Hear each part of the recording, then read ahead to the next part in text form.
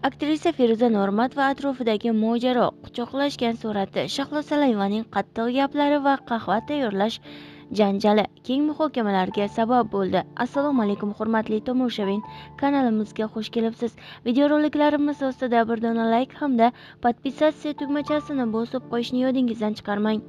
So'nggi kunlarda Feruza Normatova yana bir bor ommaviy muhokamalar markaziga aylandi. Instagramda joylashtirgan turmush o'rtog'i Ollayor bilan quchoqlashib tushgan rasmini internetni portlatdi. Kimdir baxtiga sherik bo'lay desa, kimdir esa qattiq tanqid qildi. Eng jiddiy tanqid esa har doimgidek Shahlo Salayeva tomonidan bo'ldi.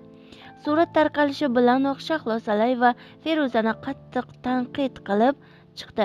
Uning so'zlari omma orasida yana bir bor katta shov-shuvga sabab bo'ldi. Uyalmasdan ommaga quchoqlashgan rasmlaringni qo'yibsan. Men va birinchi xotinini tashlab ketdi. Navbat senga.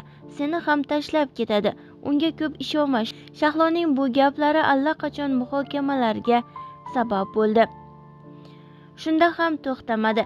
Shahlo Salayeva va o'zining yangi postida yana qattiq gapirib, Feruza haqida quyidagilarni yozib qoldirdi. Oddiy bir qahva tayyorlashni ham bilmas ekansan. Odam avval uy ishlarini, ro'zg'orni o'rganadi, keyin turmushga chiqadi. Shunaqa oddiy narsalarni bilmay turib o'ylab ko'rsang bo'lardi, deydi Shahlo Salayeva. Internetda bu fikr yana yangi muhokamalarni keltirib chiqardi.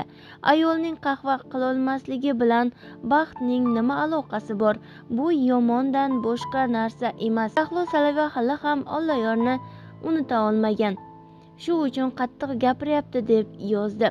Feruza Normatova bu tanqidlarga javob qaytarmadi. Intervyusida faqat shunday deydi: "Mening har bir qadamim o'z baxtim uchun. Insonni baxtli qilish qiyin emas, lekin odamlarni gapirishi tugamaydi. Men yo'limdaman", deydi aktrisa Feruza Normatova. Biz bilan qoling va kanalimizda yangiliklarni kuzatib boring.